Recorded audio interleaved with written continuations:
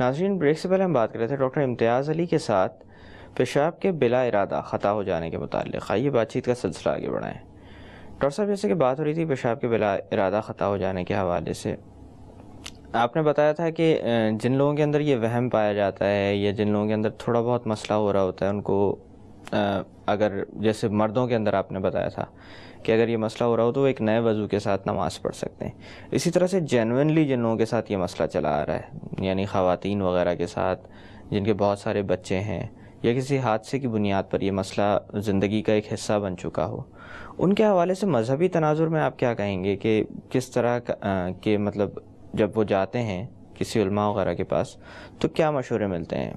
क्योंकि बहुत सारे लोग ऐसे भी हैं जो नमाज अदा करना छोड़ देते हैं इस मजबूरी की बुनियाद पर। हाँ जी, बिल्कुल, लोग आते हैं हमारे पास और वो कंसल्ट करके आए होते हैं उलमा के साथ। तो उलमा से कंसल्ट करना तो बिल्कुल बरहक और ज़रूर करना चाहिए, मगर ट्रीटेबल कंडीशंस को ट्रीट भी कर लेना चाहिए। यानी ठीक है कि वो फतवा ले लें और नमाज तो किसी हालत में भी छोड़ी नहीं जा सकती। ये तो बिल्कुल ऑफिशियल स्टेटमेंट है।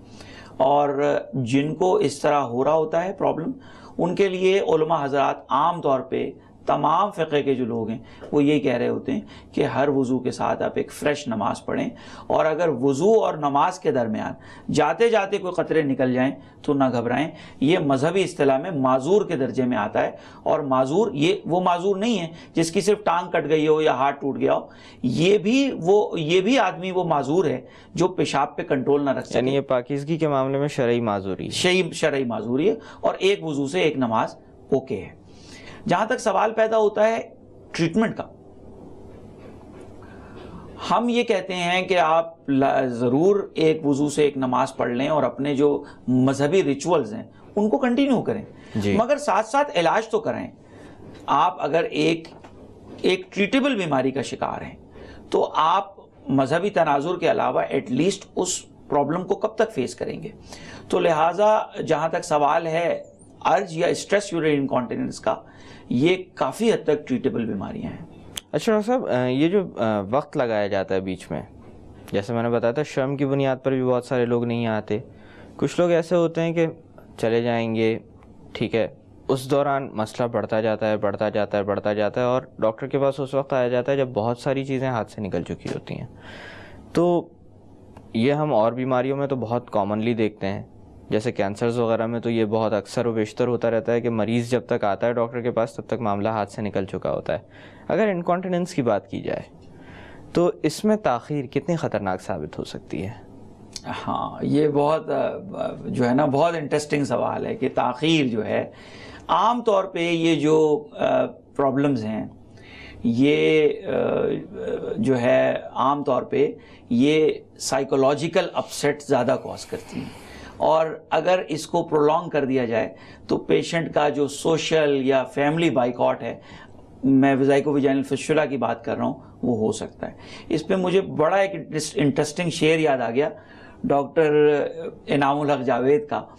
तेरी शादी की बातें हो रही हैं आजकल बेटा, तो तेरा साफ सुथरा हर घड़ी होना ज़रूरी है। मेरा मतलब महीने तक नहाने की ना हो फुर्सत तो फिर हफ्ते के हफ्ते हाथ मुंह धोना ज़रूरी है। यानी जो है वो स्किन के प्रॉब्लम्स या स्किन ब्लीचेस या स्किन इन्फेक्शंस नेचुरली जब वो थाइस के ऊपर यूरिन जो है, पेशाब जो है वो इरिटेंट होता है, और नेचुरली जब ख़वातीन जो हैं वो उसमें पैड यूज़ करना शुरू कर देती हैं और कुछ नेचुरली वेटनेस का वो होता है, तो फिर फंगल इन्फेक्शंस या स्किन जो है के मुख्तलिफ मसाइल जो हैं वो हो सकते हैं। और जो दूसरा बड़ा मसला है वो पेशेंट कट ऑफ हो जाता है with the family, with the environment, और वो साइकोलॉजिकली बहुत अपसेट रहता है और इवन सुइसाइडल टेंडेंसीज तक हमने कुछ लोगों में देखी हैं। तो ताख़ीर का जहाँ तक सवाल है वो एक पाकी नापाकी के अलावा स्किन प्रॉब्लम्स और साइकोलॉजिकल प्रॉब्लम जो हैं और रिकरेंट यूरिनरी ट्रैक्ट इन्फेक्शंस, ये हम उन लोगों में ज़्यादा देखते हैं। किस तरह के इलाज अमूमन तजवीज़ किए जाते हैं? डिपेंड करता है इनकॉन्टिनेंस की टाइप के ऊपर। जो है जहाँ तक सवाल है वेजाइको विजाइनल फिस्टुला का, आम तौर पे ये एबनॉर्मल रास्ते सर्जिकली बंद किए जाते हैं। विजाइनल ऑपरेशंस भी होते हैं और एब्डोमिनल ऑपरेशंस भी होते हैं। ये रास्ते बंद कर दिए जाते हैं, बीच में मोमेंटम या कोई ऐसा वाटर प्रूफिंग रख दी जाती है। आम तौर पे the results are good in this vesico vaginal fistula surgery. जहाँ तक सवाल है स्ट्रेस और अर्ज यूरिनरी इनकॉन्टिनेंस का, तशखीस के जो मराहिल हैं उसमें जैसे यूरिन डीआर या अल्ट्रासाउंड करा लिया गया, या फिर सिस्टोस्कोपी, एक बहुत टाइनी सा छोटा सा कैमरा होता है, वो हम पेशाब की नाली में डाल के देखते हैं कि कहाँ पे प्रॉब्लम है। इन सारी डायग्नोस्टिक प्रोसेस से गुजर के हम पेशेंट में इस्टेब्लिश कर लेते हैं कि इसको स्ट्रेस यूरिनरी इनकॉन्टिनेंस है या इसको अर्ज यूरिनरी इनकॉन्टिनेंस है। अर्ज यूरिनरी इनकॉन्टिनेंस में अगर यूरिनरी ट्रैक्ट इन्फेक्शंस हैं तो कल्चर सेंसिटिविटी के साथ एंटीबायोटिक ट्रीटमेंट, आम तौर पे 5 से 10 दिन में पेशेंट बिल्कुल अप एंड अबाउट होकर ठीक हो जाता है। जहां तक अगर कोई ट्यूमर है तो उस ट्यूमर का इलाज एंडोस्कोपिकली मसाने का अगर है तो किया जा सकता है। जहां तक छोटे पत्थर हैं या बड़े पत्थर हैं मसाने के, वो भी अब एंडोस्कोपिकली बहुत इफेक्टिव, बगैर किसी चीरे के, टांके के या पट्टी के, उनको कैमरों की मदद से मसाने के अंदर ही तोड़ा जा सकता है और रिमूव किया जा सकता है, और पेशेंट को ड्रामेटिक रिकवरी होती है विद इन फ्यू डेज। अब आ जाता है थोड़ा सा एक मुश्किल टॉपिक जो स्ट्रेस यूरिनरी इनकॉन्टिनेंस का है। ये आमतौर पे खवातीन होती हैं जिनको खांसने से और छींकने से या जोर से आवाज देने से पेशाब निकल जाता है।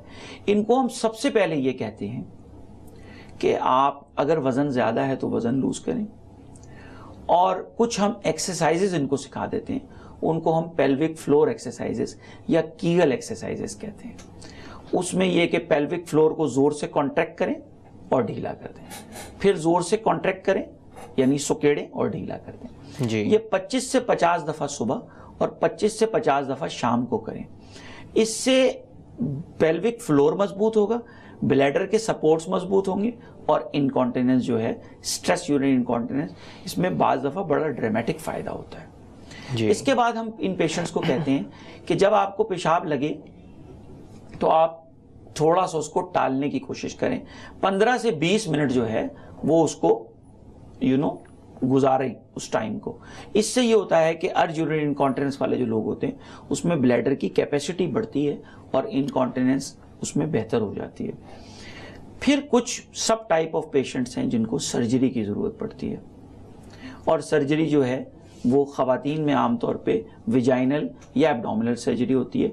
कुछ स्लिंग प्रोसीजर्स हैं जिसकी मदद से ब्लैडर नेक को सस्पेंड कर दिया जाता है, और जब मसाने का और पेशाब की नाली का एंगल दुरुस्त हो जाता है तो इनकॉन्टिनेंस बेहतर हो जाती है। डॉक्टर साहब यहाँ पे थोड़ी देर के लिए बातों का सिलसिला रोकते हैं। नाज़रीन, वक्त हो एक छोटी सी कमर्शियल ब्रेक का। ब्रेक से वापस आकर यूरिनरी इनकॉन्टिनेंस के हवाले से मज़ीद बात की जाएगी। Stay with us.